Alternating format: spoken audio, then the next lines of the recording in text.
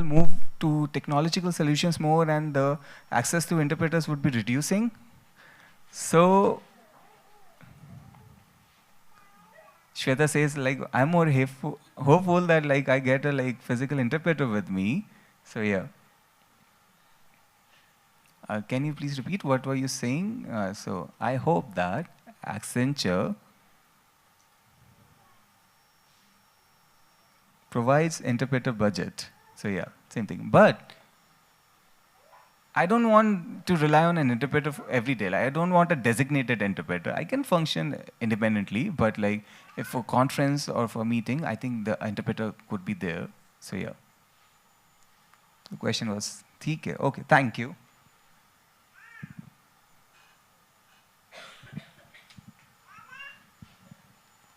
Check. Okay. Hi, Shweta. My question's for you.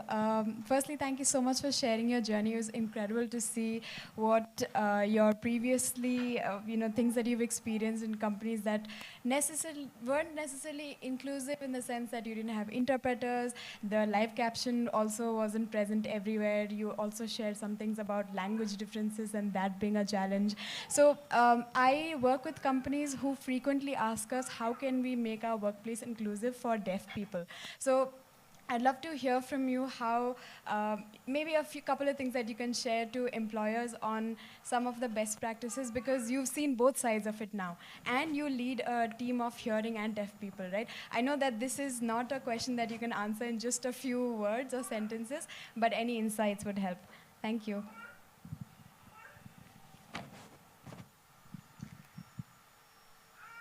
Yes, good question.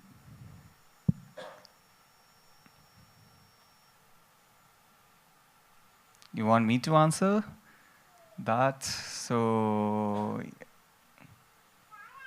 can you please repeat the question? Sure thing. I was hoping that if you could share a few insights on some tips for employers who are looking to make workplace inclusive for deaf people. Because often the answer that we get is hire interpreters.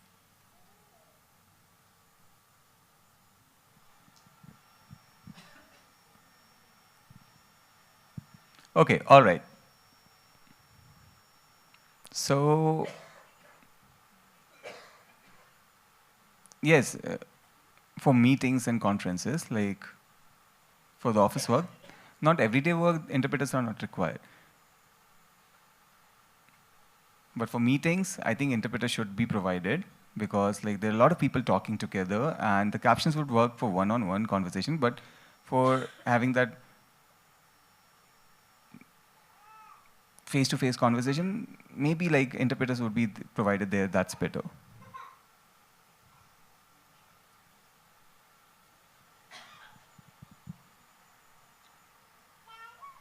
Can you all see me clearly? Okay, so the interpreter is signing there. All right, so hello everyone. I got some different perspectives and insights from all of the panelists. Thank you for sharing that. My question is to Dr. Alim. So as a deaf person, like if my skills are not good, like for language skills, if my skills are good, why do you need an interpreter? Like if you can communicate with hearing people directly, like why do you need an interpreter with you every day? So yes, your English skills are good. So why do you need an interpreter now, like for your day-to-day interactions? So thank you for the question, Dr. Alam is saying. So there are two reasons. First is that like a person who has good English skills, but like for socializing and communicating with others and being part of the community. So inclusion, that's why I need it. You are always like relying on technology, then you don't really feel involved 100%. So when the interpreter is there, like people don't have that patience also. That patience level is really less. And they would leave by the time I type something and ask them. So when the interpreter is there, it's a simultaneous communication and it becomes like very streamlined. So yes, that's the first thing. And then secondly, the interpreter must know good English skills also, like should match to my skills and my language level. And so yes, that's one thing. So interpreter, like whatever interpreter that I'm picking is having that advanced English level skills, so that is there. So the words that I choose, my vocabulary, all those things should also be matching to the event, the social place wherever I am. So these are the two reasons. That is why I use an interpreter. So I have experience, like people would always like make up faces and they would leave, right? Like when we're using texting, like I know I can use texting to chat with the other person, but those chats are very less, like because whenever I bring an interpreter, they do not like patient to even bring an interpreter there. So when the interpreter is coming on the way, you have to wait. So if the interpreter is not there, like, yes, texting, like it happens. That's the reality actually. I don't know how to solve it because it's the people like who are interested to talk to you and by texting. So that's the thing. So what I try is that if the interpreter is not available, then I would like start chatting and like make jokes so that the interaction becomes more interesting and then they stay for longer. I agree with that. But the next thing is it depends on the attitude of people also and the interest of talking with deaf people. And sometimes I see their faces that they are not so patient. So yeah, thank you for sharing that. Shweta says yes. For the question for that girl like who asked me, you can ask some companies, like there are some interpreters, like they might be available. Like you can ask the interpreting agencies to bring interpreters as well. So yeah, online interpreters could be provided, VRS services. Deepak says, so we have one more question. Okay, that's it, I think. So Dr. Alim here. So you're saying 24 hours? So yes, no, like we can have 2 shifts for interpreters. So you want like in hospitals also, like we don't have interpreters at hospitals. So like maybe at different places, no, it's not available. Like I want that thing, but maybe some interpreters could be sitting at some places ready if it's required. So that's it. That's it. At the back. We have someone at the back. They need a mic. Hello, it was amazing to see you all, and I just have. This has been a question that has been in my head for a very long time. I'm still trying to get an answer. I have not gotten one. So I am a mental health professional and I practice counseling now. And we talk about communication support, right? So that's exactly something I'm trying to avoid having in a counseling room. So involving a third person inside, we don't know like how interpretation has its own ethics. Even in counseling, we have certain ethics, right? So how do I cross that barrier? And is learning sign language is the only solution? If so, not all the deaf people understand sign language. And I also got to know that Indian Sign Language itself is not standardized. So is there any solution towards this, any tech-based solution or any other alternate solution that I can focus on?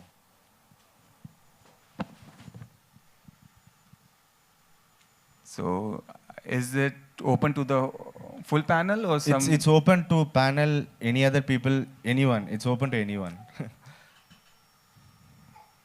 Okay. So yeah, Dr. Alim, I would like to answer that. So anybody else? Somebody in the audience also is there. So yes, they have raised their hand. Do you want to answer that one? That you want to answer? You want to answer to that question? He needs a mic.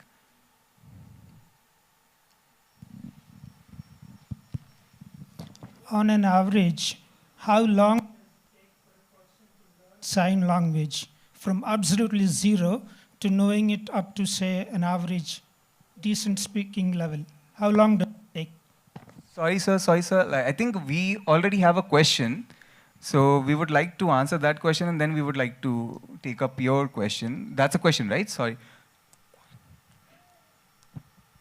So we will put that on hold. So let's answer that one and then we can come up to your question. So we will take it forward. So I forgot. So yes, your question was about counseling one-on-one and without interpreters, no third person involved, Dr. Alam is saying, and keeping the confidentiality and the ethics of interpretation and how to avoid those things, these challenges, right? Correct. Okay.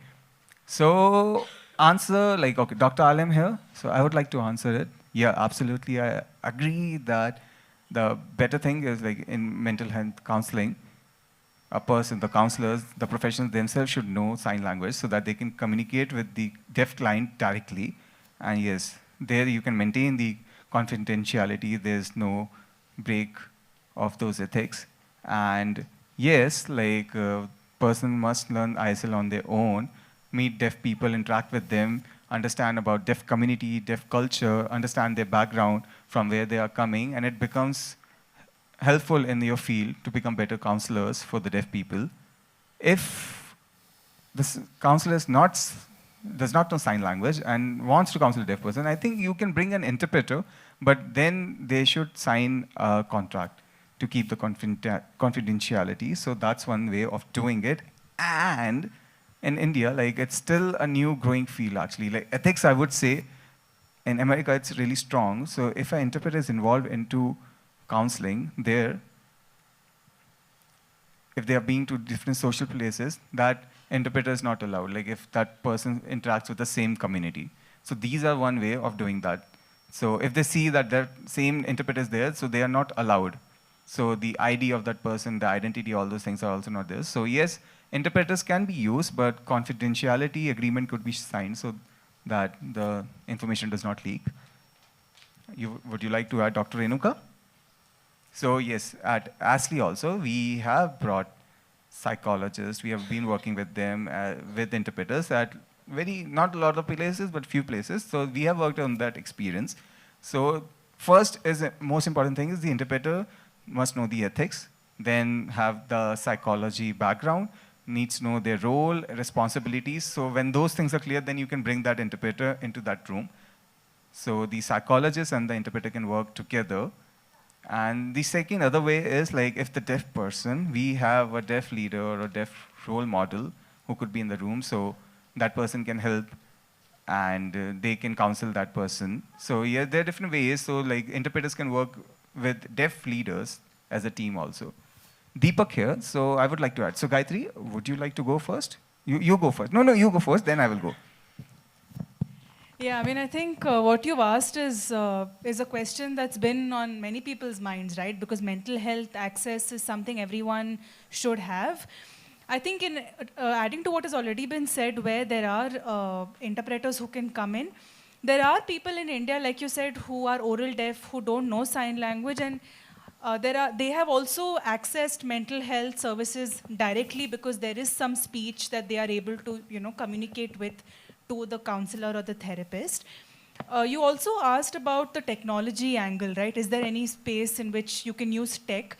As far as I'm aware, there are a couple of technology service providers who are coming up with those avatars and so on.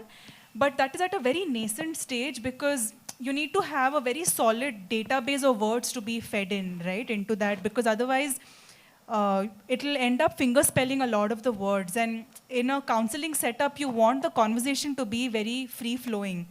And if it's constantly going to be finger spelling, then is it really helping you open up? I mean, that also raises a lot of questions, right? So when it comes to tech, we are really not there yet. And I think those who are able to go without the need of an interpreter, there is some access. But for those who use sign language fully, I think there are no easy answers yet, is how I would say. Yeah. If I may add to this point, one thing that, this is my perspective, is that having an interpreter is somewhere a privilege, right? So even if you're talking about counseling service, if I'm going to pay, say, 1,000 rupees for the session, so then again 1,000 goes for an interpreter. The figures are just an example. Whereas a person who's not deaf is only going to pay $1,000. So again, that's going to be a financial challenge and a burden that's going to fall on the deaf side. Or if it's the expectation from the counselor, then they're not going to make money and they're not going to get the client in. So then there is a huge gap or a gray area over this side, right? So this is what I'm still trying to, figure out a way, but I'm not able to. So, I'm just putting it open again. If anyone gets to have any idea late in the future also, you're most welcome. So yes, first Dr. Alam. So I would say yes, absolutely. There are ways to there is a power imbalance and you need to work with an interpreter right now. That's the scenario. Deepak, so yes, can I go ahead? Okay, all right. So this is good thinking point. Why not start with deaf counselors then? Let's train deaf people, right? Like if you have the skills, like bring deaf people, involve them into the field, make them the counselors so that deaf people can, because it's not just about counseling, but also understanding deaf perspective, deaf culture, the deaf community, so all those things. So if you're saying the interpreters are not there, like, then payment thing also, so there, that thing is being solved. So in America, like I would say, like the government also supports on accessibility, providing these services to disabilities. For deaf people also, why not give them that access? Like, why not the government pay the interpreters? So there are different ways, like app-based solutions are also there. So it's not like, so we have to think what works best. Dr. Alam, so I would just like to challenge you, Deepak. So what you are saying here, there are ways, like deaf counselors can be there, no issue with that, but is the deaf community, it's very small. So when we are talking about a deaf person becoming a counselor, then there will be like trust issues actually. That's one thing, because that person will be socializing with the same group. So like that's one perspective that I wanted to bring. So Deepak says, yes, everything has pros and cons, but we have to see what's the best for the deaf community. So I think we need to focus on that, like providing the best access ways. Yeah, and just to add to Dr. Alim, right? I mean, even I think what you're saying, Deepak, is right. We do need deaf people at the forefront of providing mental health services. And I think that also starts with going back to academic institutions that offer courses that certify you to be a counselor, right? So it starts from there. And I mean, I also feel that when it comes to the deaf community, yeah, it is very tightly knit. But that is what gets covered when you learn counseling, right? That how do you maintain those boundaries? Because if that doesn't happen, then we'll never have the right people to be offering those services. And I think that's something even for those who are hearing and who study it, even that mental health network is a very tightly knit community, right? So that risk is there too. But people have found ways to draw those boundaries. And I think that can be applied with the deaf as well. Yeah. Dr. Renuka here, I would like to add to it. So when we talk about trust, I think it's important that the deaf community needs to like trust the interpreters as well and the professionals as well. So it's about boundaries actually, Deepak says. So when we're talking about access, so at the same time, the boundaries need to go hand in hand. So yeah, I think, so last question, yes, you sir.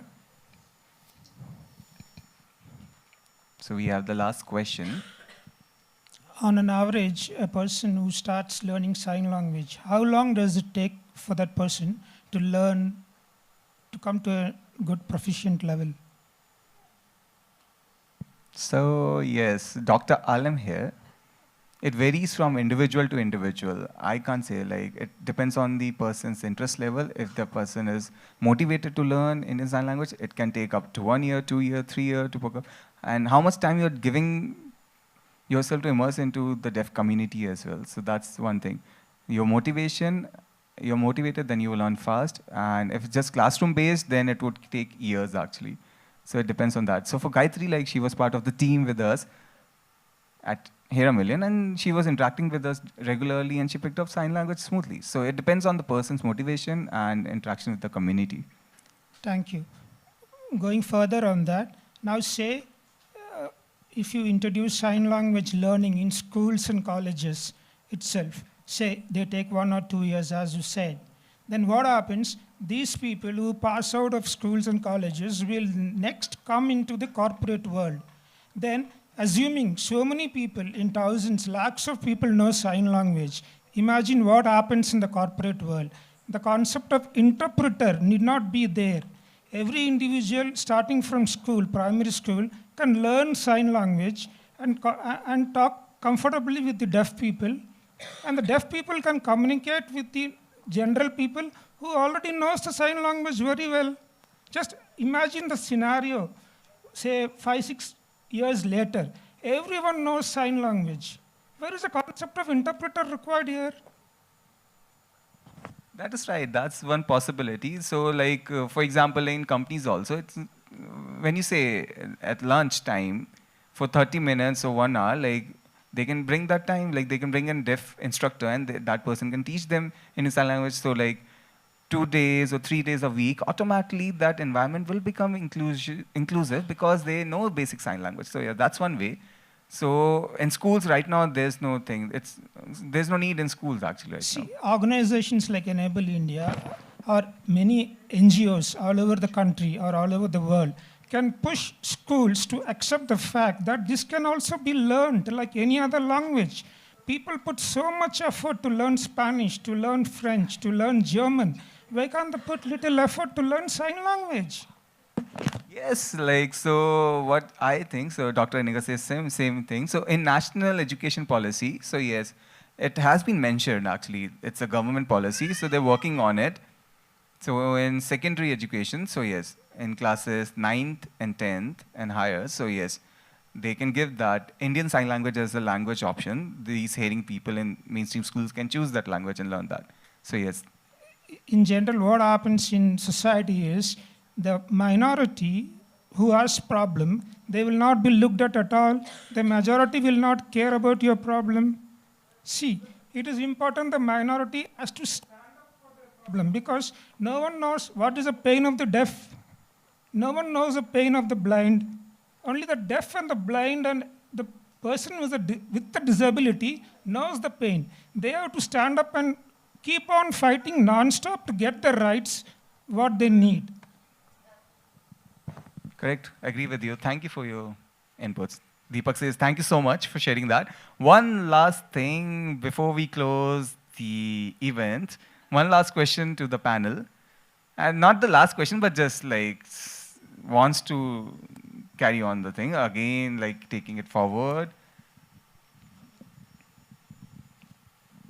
So one person asked this question. So when you're talking about access at workplaces, I think the same thing, it's very difficult to get the funding for interpreters, and I've been part of different workplaces, and it's not the same, and of different teams working over the years, and it becomes very difficult to provide access to deaf people because it's expensive.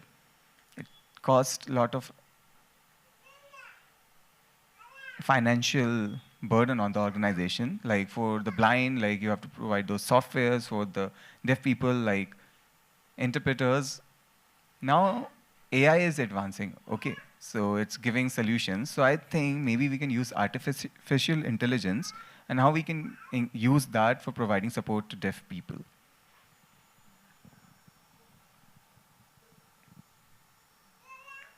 So nothing else, yeah. No response to that. So like, can we have sign language, AI-based sign language or captioning? Okay, people are saying captioning. Okay. So you think that's good, like supporting the deaf community, like to the audience also and to the panelist. AI, Shweta is asking. So yeah, somebody would like to answer in the audience? I need a mic.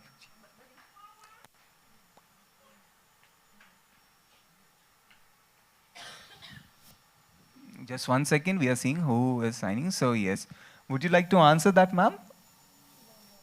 Okay. You had a question? Okay. So just, okay, she has a question.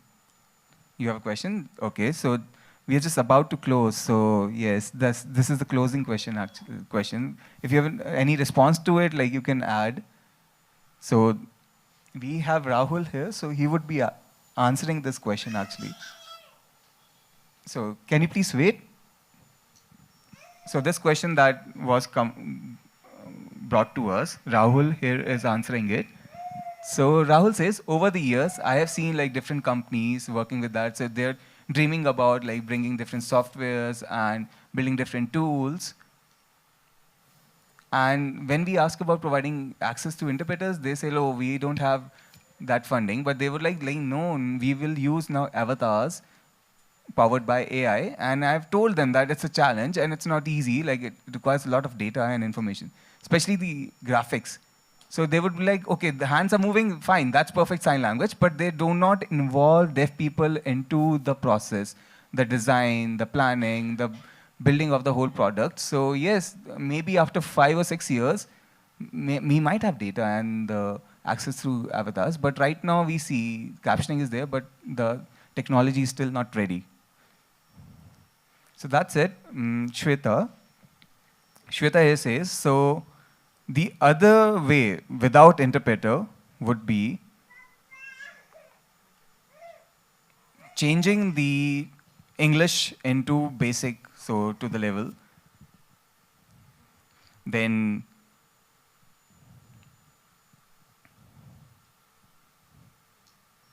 using AI so that deaf people can use it to type it to the intended person and with the message. Dr. Alim says, I agree with that thing, but what deaf people don't know the word also. Like when you're saying like putting the input into AI, they would get the misunderstood response. So that's the thing. So Shweta says like not copying whatever is being given through AI, but also like, yes, so it's challenging actually. Deepak says, so it's practicing. So this thing is like prompting the AI tools. So prompt engineering. So you need to know the skills, how to input the prompt into the AI tools to get the intended response. So you just can't like enter anything and get any other response. Dr. Alam says, so when we talk about avatars, AI-powered interpreters, I have seen those, and in America, there's this company that's working on it, but I would say it's really wonderful. It's good. The hand movements and expressions, it's quite similar to American Sign Language, and I would say that tool would be ready in 2 to 3 years, and I think the jobs of the interpreters are going to be in danger. What's the name of that? Gayatri is asking. Dr. Alam says, it's sign.ai. So you have seen, like, I don't know, like that thing. So this person,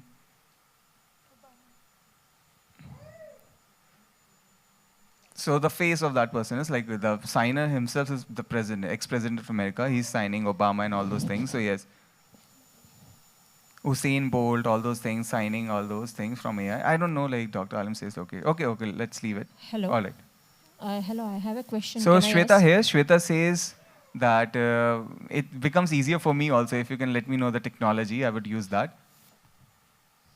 So yes, sorry, apologies, ma'am. Like that was the closing question. Like we can take it up later on.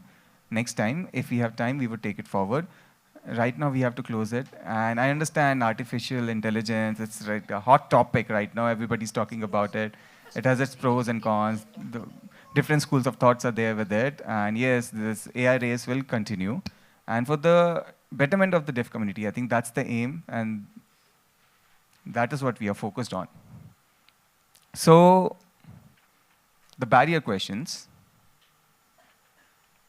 the challenges like you have been facing with the quality of interpreters, and sometimes that also disempowers the deaf community. So does that put any impact on deaf people? Any challenges that you have faced? Dr. Alam says, oh, yeah. And it's the overloaded question, actually. I can go on for hours and hours on that. It needs a like proper discussion. So when we talk about quality of interpreters, like Dr. Renuka also shared, like it depends on their professional development, giving them mentoring, and it's not that you got a certificate and you are qualified. You have to keep growing, keep learning, and there are no proper infrastructure and also no specific field interpreter, specialization in the field of interpreting also, like for example, legal or educational. So this barrier is there, and interpreters, when we are talking about the community, they need to work with the deaf people as well. They need to work hand in hand with deaf people. And secondly, opportunity to see for their advancement. That's not there in India, actually. So that's a big challenge for deaf people in India to find qualified interpreters. And also for the interpreters, where do they go and increase their skill sets? That's not being provided to them. Who will provide them feedback? And they would say like it's up to the interpreter to decide, but it's also the responsibility of the deaf user to like give feedback to the interpreter, and also the interpreter to be open to receive this criticism. So in Delhi, last month only, a couple of months ago, we did this discussion. There was an interpreters retreat. Interpreters from different places were coming on, and we had a discussion over those things. You were also there, Deepak, and deaf interpreters training was there as well. So we were having a discussion on working with interpreters, like they get many opportunities, right? Interpreters, we have been now seeing at government events, private events, and the interpreter is there. But the challenge is like they are just doing as a token. It's tokenism, but no deaf person is there in the audience. While, what's the point of providing like an interpreter, the interpreter standing on the podium or stage, but there are no deaf people? So there's no information provided by the event organizers that we are providing access through interpreters. And I think there the interpreter needs to step up. They're like, okay, we are getting a job opportunity, but they're like, then it's like you're stealing from the deaf community actually. You're like using that to your advantage and not giving back to the community actually. So that's one point. I understand your perspective, Dr. Alam. So challenges are there on quality of interpretation and how to overcome them. Like how, is there like a scope like through mentoring, right? Over the years, like how to like build up this community and get more qualified interpreters. I think like all the interpreters should move to Bangalore and then like we will train them. So no, not just like, so we have two interpreters associations in India and there are other agencies, but the point is that they must plan how to improve their skills. So yes, there are interpreters who are qualified, but then what after that? They need to develop their skills, and there are horizons where they can go up to.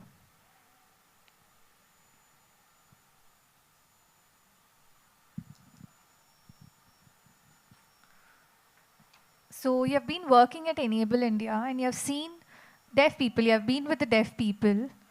So when it comes to inclusion, you see that there is inclusion, but yes, there are challenges as well. So would you like to share a few of the challenges? Yeah, I mean, I think when I was answering your earlier question also, I touched briefly upon the role of a communication support, right? And how, because you're the bridge, it could be very easy for the other hearing folks to rely on you or for the team to rely on you, and you need to draw those boundaries because your goal is also to enable and to not make others dependent on you. But what I would say is, you know, there are many like me who are hearing allies who are not certified, right? And so I think we also have a responsibility to shoulder, to understand where it is we can also take things forward. Because while we do have a lot of interpreters, we do need more. And while AI is being developed, we still have a way to go. So if we're going to wait till all of that falls into place, then a lot gets lost, right, in the time that you're waiting. So one of the barriers, which I also feel is an opportunity, is as a communication support, you need to know, and of course, ask the deaf person what works for them on when you really need an interpreter and when it is okay to be in a situation where having an interpreter will not impact the situation for the deaf person, right? Because otherwise, I think it might really slow things down. And I also feel that there are certain examples where I have worked with the team where, say, it's a sensitive conversation about salary or giving feedback on your performance and things like that. And I think it always helps to ask the deaf person, would you be okay if I was the communication support for you, or would you prefer to have a certified interpreter in the room? And I think it becomes both our responsibility to have an environment where if a person says, no, I think I need an interpreter, to not take that personally, because it's really, the goal is to enable that person's career growth, right?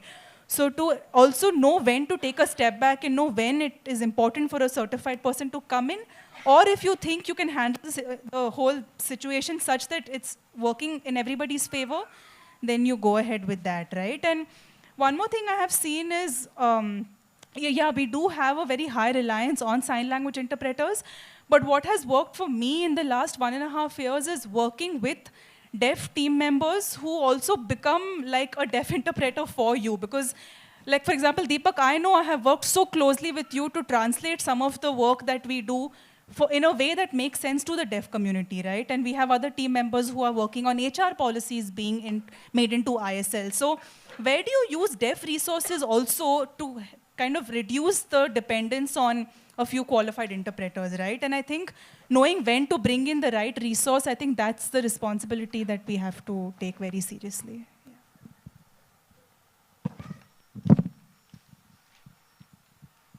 Yeah, that was really good. An important thing. The answer was really good. I don't have any more questions, so you've already answered everything at once. So now, uh, just a question that's connected to the previous one with regards to quality interpreters. At Asli, you are responsible in managing the interpreters. So now I have a question. At Bangalore, there are interpreters that are not available. So you have to get them from other cities. So maybe why don't you start up a course, like, or get the required support from Disley?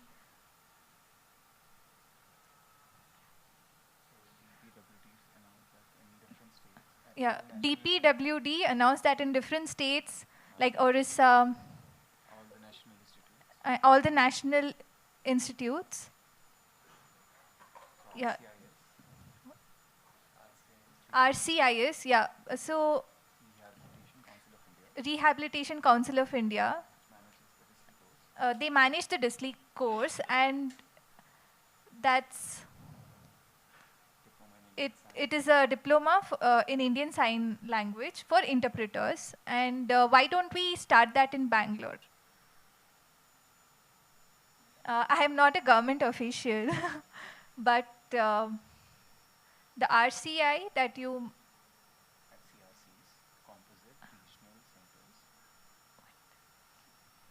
So at CRC's Composite Regional Centers, so they are planning to start Disley courses. Yes, this year, like a lot of places, in 10 centers, they have started the Diploma in Indian Sign Language Interpretation Disley courses in Chennai and then Madurai.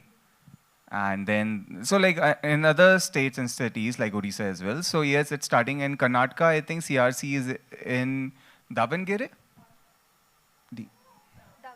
Davangere. So yes, it's there. Davangere. So yes. So CRC is there. I don't know like if they started with the Disley course. I've got no information. So like we will have to ask them. So yes, that's one thing. And then also it's the responsibility of the government actually. It's run by government. So we can only like as ASLI we can work and encourage interpreters to work professionally, train them and mentor them.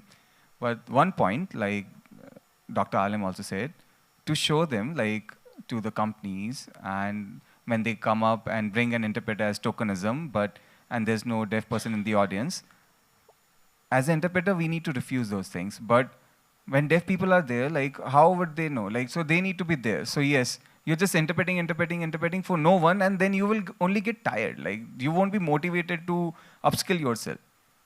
So when you're showing the access point, but like for whom the access is there, so you need to understand. Like I hope that these companies will hopefully in the future show that the interpreters are there, right? And also letting the deaf people know that these interpreters are being provided for your access. So many times they say like they bring a deaf person and the interpreters there. So I tell them, but then they would say that for conferences, all those things, then the pay is also there and then registration also. So we are trying to bring that mindset change and planning that when there are interpreters, like it saves time, they get mentored by the seniors. So maybe at a conference like they get to learn, they get the feedback, so practicing also, all those things are also there through mentoring. So yes, they become more confident. So when they are there at big events where deaf people are there, so they are also ready. So there are these, like this point of view is also there. So we use these sessions where companies are just starting to work with interpreters. So both point of views are also there. That brings help. So Dr. Alim says, so when you're saying like gaining experience for the interpreters, like through mentorship, right? But I don't know like if I'm right or wrong to say this, but like when the interpreters themselves like gaining experience, like they would be like burned out, right? Because now, so the experienced interpreters, like I can't like, they would say like it's like the afford burnout actually. So like that's also one point. So it's important to take care of it. Like when the burnout is there, like then how would they go forward and support others? So yes, we need to work as a team, share their responsibilities. So that's the point. Okay, understood. Now, I know that you are not responsible for it, but I'll just mention the question, just see if you can answer. So I spoke about opening centers, right, and growing the network of interpreters. This vision is attainable. So what do you have to share on this? Yeah, I'm hoping Asli is a part of executive committee of ISLRTC. So we are focusing on how to build quality interpreters. We have given a lot of suggestions and hoping that they'll do the needful. And I'm also, yeah, I've been there as a lecturer taking sessions, and these are all the ways, many ways that could be taken up. So yes, on improving the quality of interpreters, but like when we talk up to the companies, like they should also know the ethics for interpreters. So the interpreters know that, but the companies should also know what are certain ethics that the interpreters follow. So it goes both the ways. So yeah.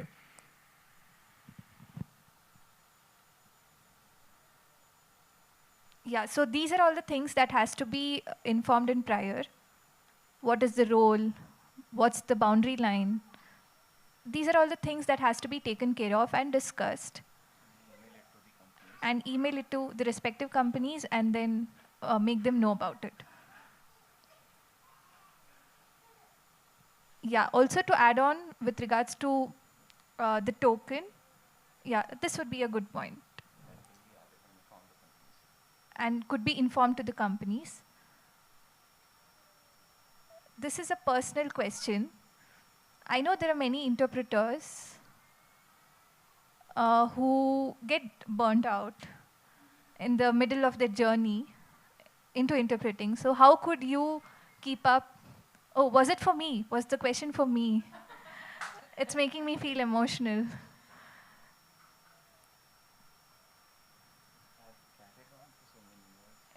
Yeah, I have started interpreting and carried on for so many years. The first time I met a deaf person, it was like love at first sight. That's all. Like, that never went away. That was never faded. Like, it was there. It was there always.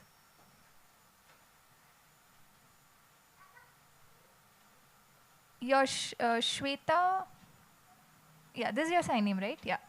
So now,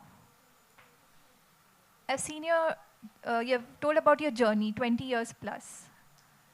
You have led your professional life without an interpreter. So, you communicating through live captioning and not being dependent, were you able to have a smooth communication?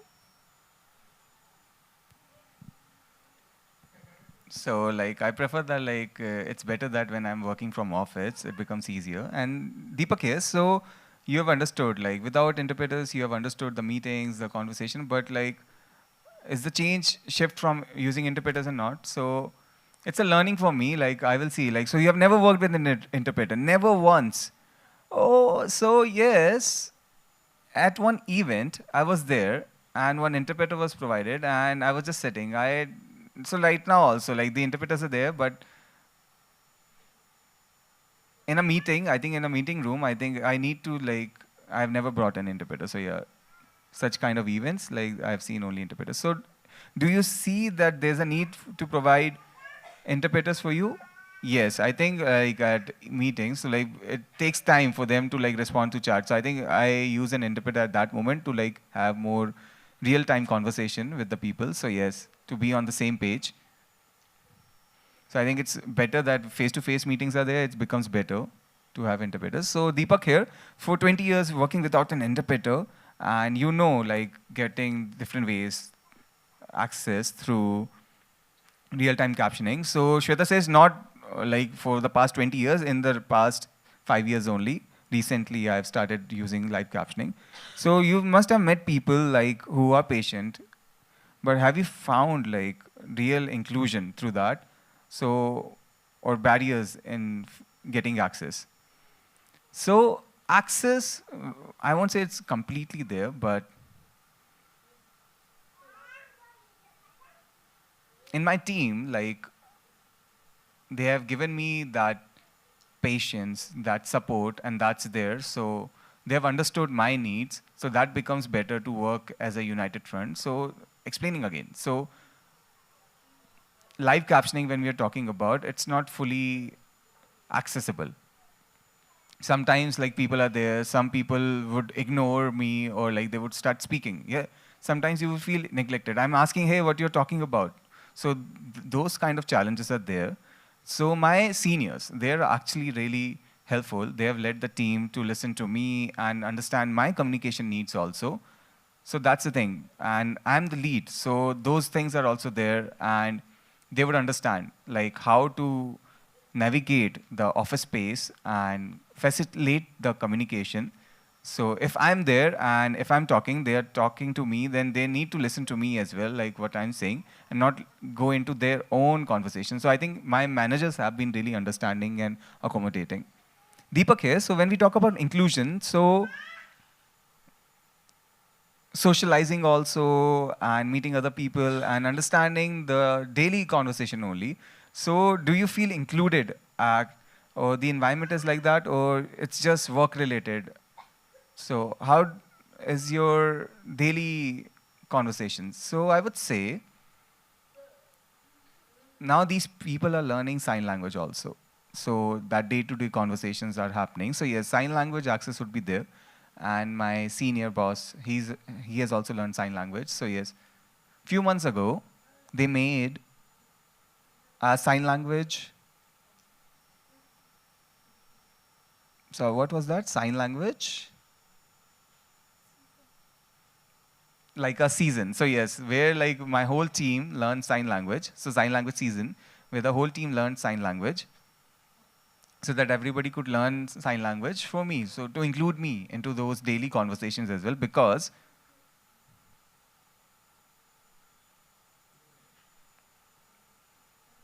the aim is to make a more inclusive environment for all the people.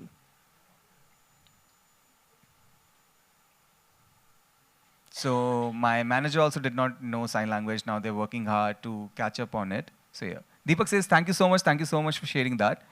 So why I'm talking about access for the deaf, people say like we know everything about it, but inclusion, we need to keep working hard on it. And we should not think like I'm a deaf person, there's a hearing person, there's a different. No, like we need to come together, understand each other's needs, and at any place, we need to provide that access. And through access only, we can be having a more inclusive society. So yes, thank you so much. My questions are done. Now, we have 5 minutes, only 5 minutes. So your questions are welcome. Can we have the lights of the Audi on? So yes, ma'am, at the back, you had the mic. See, we have one question from the back.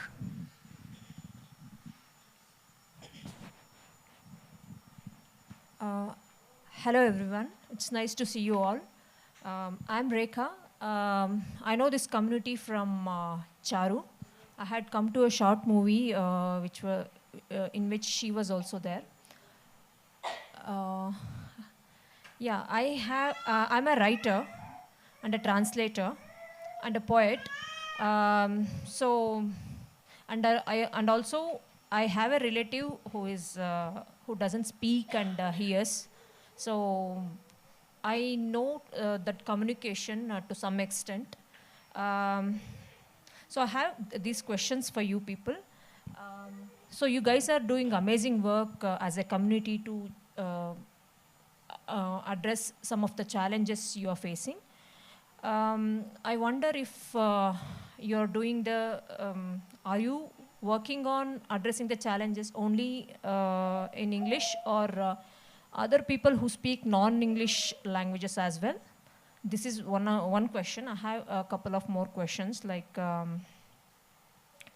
let me get to know the answer for this. Later I'll speak.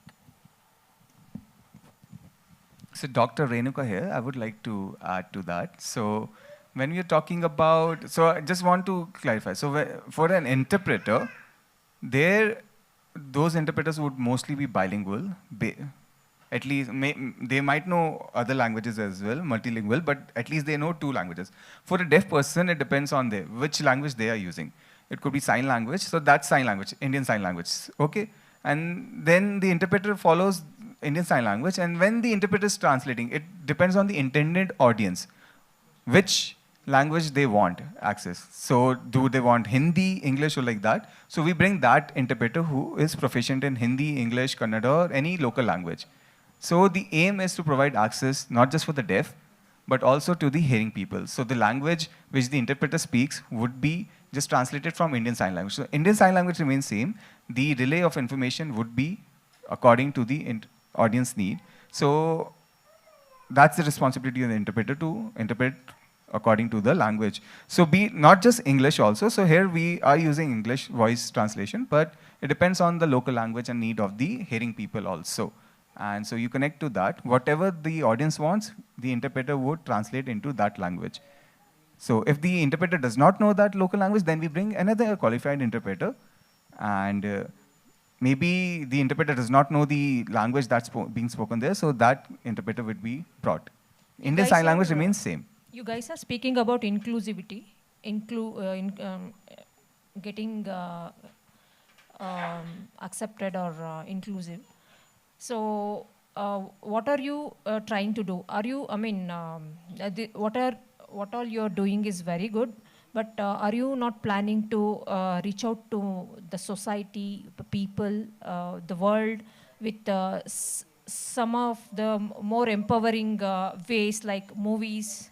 And that's the best way to, one of the best way to communicate and reach out to people. Movies or books, are you planning to bring these mediums with respect to this challenge?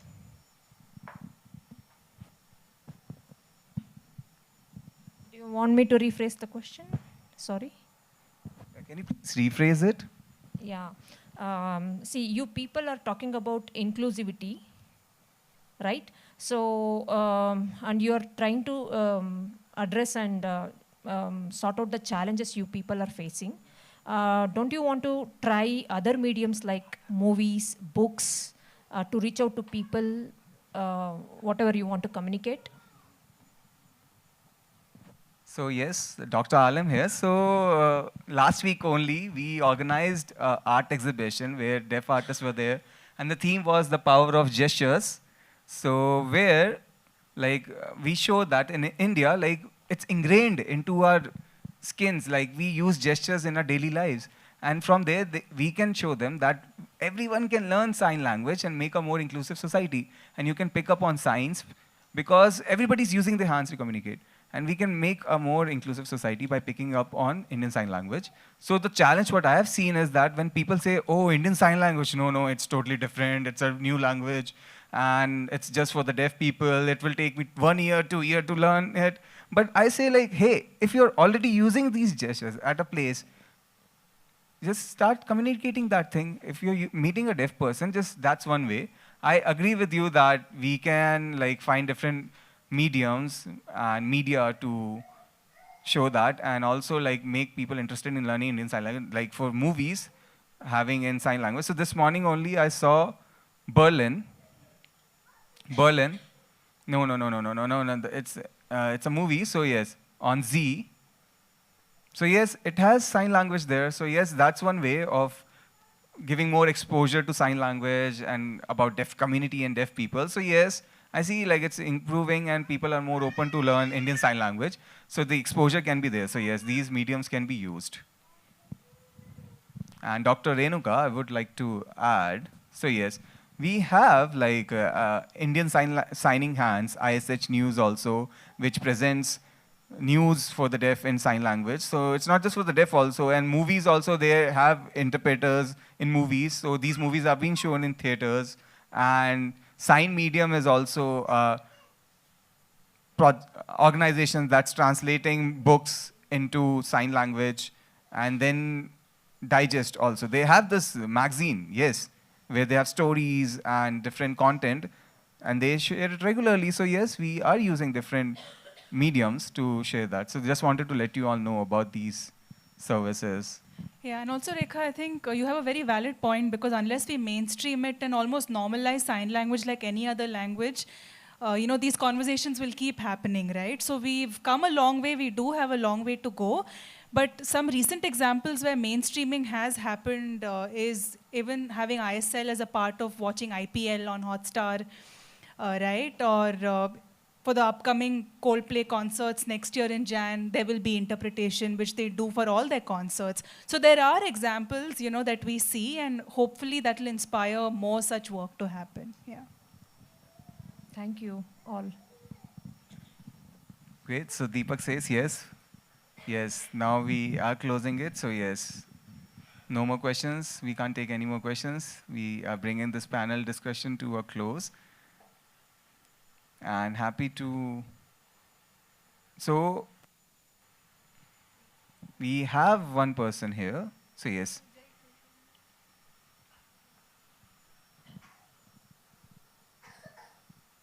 He was born with a disability. I used to speak well when I was a kid. I finished my MTech, education in MTech. From BITS Pilani. So yes, from BITS Pilani, I completed my engineering, and right now I'm working. I'm working at Accenture as a manager. So my question to the panel is, for the past 20 years, I have worked hard independently, and I've been interacting with my hearing colleagues directly without an interpreter. I need one guidance, not just like a full-on hand-holding help. So there's people who use sign language. I have seen that sign language users are mostly dependent on interpreters. So these hearing people, then they see that, okay, I see as a very sensitive topic. So how to solve that thing? For a deaf person to be more empowered to communicate with hearing people. So how can they do that? So would you like to answer? So yeah, that's question to open to. I know, but any of the panelists would like to answer this? So I would give you the opportunity to answer it. So Dr. Alim here, what I think about this is, so you're saying the deaf people are dependent on the interpreter because the others are not providing full access to them actually. That's the thing. So these people in the society, if they are every day providing that access, like interpreters are there and they all are signing, then this problem will not arise actually. So it's not the deaf people that they are dependent. So interpreter is for whom? For the deaf people? No. Interpreters are actually for the hearing people. You are sign deprived. You are sign. So, if hearing people become signers, they use sign language, then yes, interpreters will not be required actually. So, interpreters, so that's my perspective actually. If you all knew sign language, the interpreters will not be speaking here. Dr. Renuga, so when we go back, so when we're talking about the education system also, the access was not given to the deaf people. If deaf people had that access, if they were good readers, their literacy skills were good, they would not be dependent on the interpreters. So they would have operated and functioned in their daily lives independently. Deepak says yes, truly. So a sign user is not really dependent on the interpreter. Actually, it depends on the person's needs and requirements also. Maybe at one time that person will not need an interpreter, so you respect their needs actually. So that's one answer. And yes, one question here by Rashmi. So yes.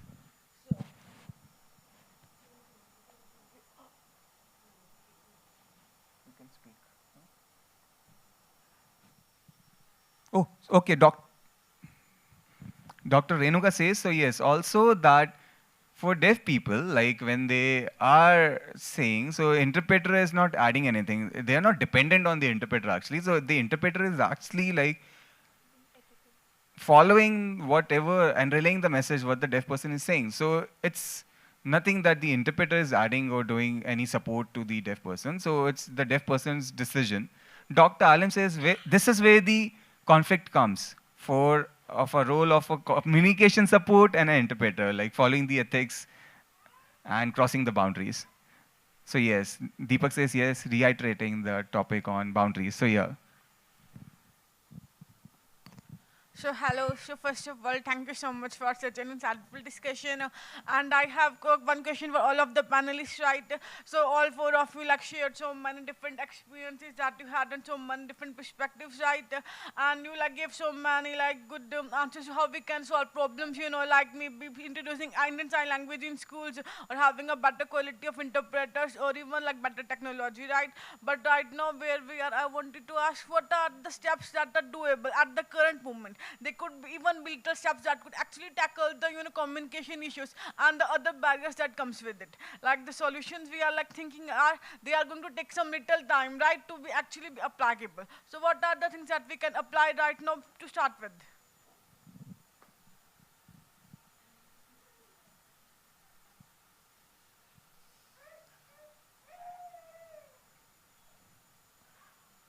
So I work as an interpreter, and hearing people connect with me, and also like I provide the interpreters. My responsibility is that I'm the gateway. Like I get the interpreter, deaf person, and yeah, you get in touch with, connected with the deaf person. How did I come here? The reason why I'm here is that, yeah, it's because of the deaf people. If they are not in the frame, then there's no involvement of me in it as well. So me working personally as well as from the association side, I'm trying my best to open the opportunities for the deaf people and a gateway for the deaf, yeah, for the deaf community. For me right now, I'm doing a lot of things. For example, what was the name?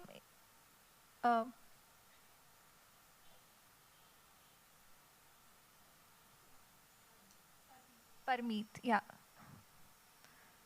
He's now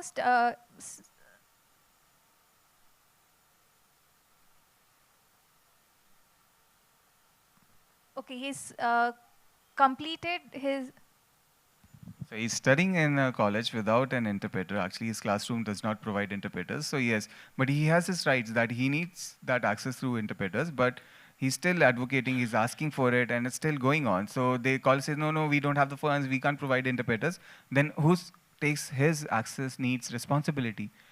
So there has to be advocacy. The government needs to come in. The government can provide the funds because the rights of person with disability act clearly says that he has that right as a deaf individual to get that access of interpreter. He needs that, but he's not getting it.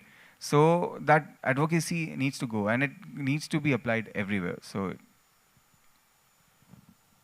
great. Anybody else? So Gayatri. Yeah, I mean, I think when anybody asks for solutions, right, it's always a little tricky to answer because if it was that easy, right?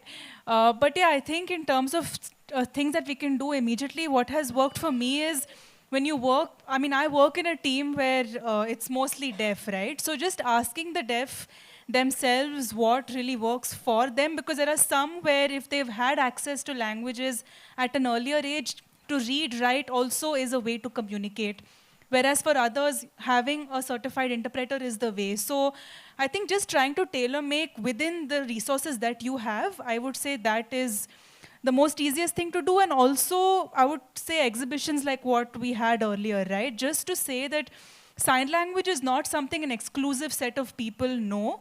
It's something that we can all start doing with gestures and just normalize. I think that those are steps, right? And it's only when we take steps now will it come to fruition much later, but those are two immediate action items I can think of. Yeah. I would just like to add one more thing. So yes, Dr. Renuka here. So teachers also, they need to understand, like the teachers for the deaf, they need to understand that sign language access in education is important. It's a topmost priority. They see like always focusing on spoken language teaching, but like if they themselves learn sign language, tell the children to stop sign language and they're like focused on oralism. But if sign language is there, if the child is able to think in sign language, why not provide that access? Teachers themselves should understand that in education, that access to sign language should be provided to these deaf children. And I think over the years, then it will be fruitful. Deepak says, okay, thank you so much. Thank you so much, everyone. Like giving your golden insights and your answers. Thank you for your time also. And thank you everyone for patiently listening and for your questions and being here. Thank you everyone. That's it. And I'm not adding anything. It's closing time. I would want to thank you all wholeheartedly. It was, I don't think 1 hour was sufficient. We would have dragged it for 2-3 hours. But it would have required a lot of discussions and, you know, involving many people and putting it a lot of efforts. I would want to thank each one of you for giving in your time and the moderator for the questions, and like all of your experiences were different, like communication support, working as a manager and stuff. So, and all of you were very patient hearing to them, and the program so far was really good, and now we'll be ending the event tomorrow with another panel discussion and ISL trivia. So I hope you all come to the event. See you all at the event. So tomorrow, can we have the same topic again? No. So tomorrow we'll be having a discussion on taboo topics. The experiences and perspectives will be discussed tomorrow. I'm not going to discuss it deeply, but yeah, let's, Deepak says, let's see you all tomorrow. Hardeep says, I would request you all to come for a group picture.